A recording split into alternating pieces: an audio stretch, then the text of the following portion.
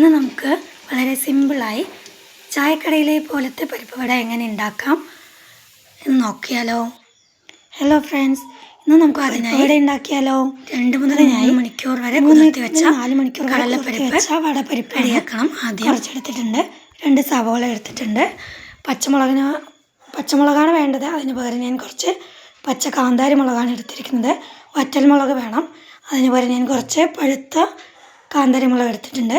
പിന്നെ 2-3 അല്ലി വെളുത്തുള്ളി എടുത്തിട്ടുണ്ട്. കായപ്പൊടി ഉണ്ടെങ്കിൽ അങ്ങനെ, ഞാൻ കായമാണ് എടുത്തിരിക്കുന്നത്.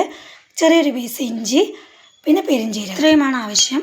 ഇനി നമുക്കതിന് വടപ്പരിപ്പും കുറച്ച് വറ്റൽമുളക് അല്ലെങ്കിൽ പഴുത്ത കാന്താരി മുളക്, കായം, പെരുംജീരകം, വെളുത്തുള്ളി, കറിവേപ്പില ഇത്രയും എടുത്ത് അരയ്ക്കണം.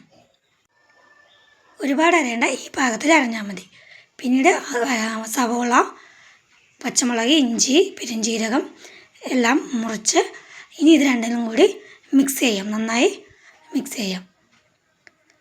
അതിനുശേഷം കുഞ്ഞു കുഞ്ഞു ബൗൾസ് ആക്കിയിട്ട് നമുക്ക് എത്ര വലിപ്പമാണോ വേണ്ടത് വട അതിനനുസരിച്ച് ഉരുളകളാക്കി വയ്ക്കുക. അതിനുശേഷം എണ്ണ ചൂടാക്കാൻ ഞാൻ വെളിച്ചെണ്ണയാണ് എടുത്തിരിക്കുന്നത്. എന്നിട്ട് ആ ഉരുട്ടി വെച്ച ബൗൾസിനെ നമുക്ക് വടൻ്റെ ഷേപ്പിലാക്കിയിട്ട് എണ്ണയിൽ ഇട്ട് കൊടുക്കാം.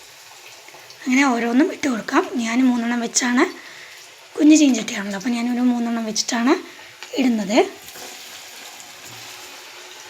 അപ്പോൾ തീ സിമ്മിലാക്കി വെച്ചിട്ട് വേണം ഇടാൻ, ഇല്ലെങ്കിൽ ഉള്ളു വേവില്ല. അതുകൊണ്ട് പ്രത്യേകം ശ്രദ്ധിക്കണം. തീ നല്ല സിമ്മിലാക്കി വെച്ചിട്ട് വേണം ഇടാൻ. അതിനുശേഷം കളർ ചേഞ്ചായി വരുമ്പോൾ ഇടയ്ക്കിടയ്ക്കൊന്ന് തിരിച്ച് മറിച്ചിടും. 2 സൈഡും ഒരുപോലെ ആവണമല്ലോ. അപ്പോൾ നമ്മൾ ഇടയ്ക്ക് തിരിച്ചിട്ട് കൊടുക്കാം. പിന്നെ ആദ്യം ഒരു സൈഡ് ഒരുവിധമായപ്പോൾ തിരിച്ചിട്ടുണ്ട്. ഇനി നമുക്ക് ഒരുവിധം ആയിട്ടുണ്ട്. ഇനി അടുത്ത സൈഡും നമുക്കതുപോലെ ഒന്ന് തിരിച്ചിട്ട് കൊടുക്കാം. അങ്ങനെ ഇടയ്ക്ക് അങ്ങോട്ടും ഇങ്ങോട്ടും ഒന്ന് തിരിച്ചിട്ടാലേ 2 സൈഡ് ഒരുപോലെ മുരിഞ്ഞ് കിട്ടുകയുള്ളൂ. അപ്പോൾ ഇതാ ഏകദേശം ആയി. 2 സൈഡും ഒരുവിധം നന്നായി മുരിഞ്ഞു, കളർ ചേഞ്ച് ആയിട്ടുണ്ട്. ഈ സമയത്ത് നമുക്ക് കോരിയെടുക്കാം.